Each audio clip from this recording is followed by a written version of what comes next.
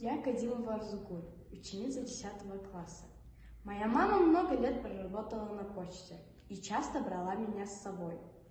И с детства я наблюдала за работой на почте.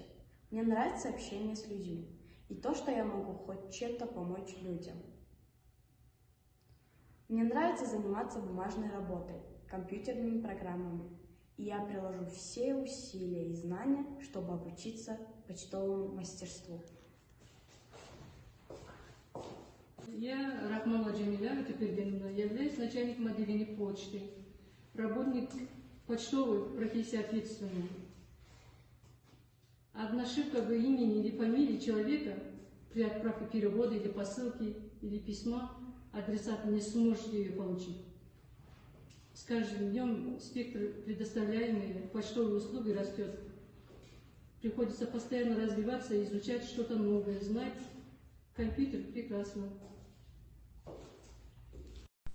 Разрешите представиться. Я Фазли. Мне 16 лет, учусь в 10 классе. Когда перед тобой открыты все пути, то можно потеряться в выборе профессии и возможностей. Но я уже выбрал свой путь. Я хочу стать парикмахером. Я хочу быть успешным парикмахером и безошибочно определять, какая прическа идет человеку.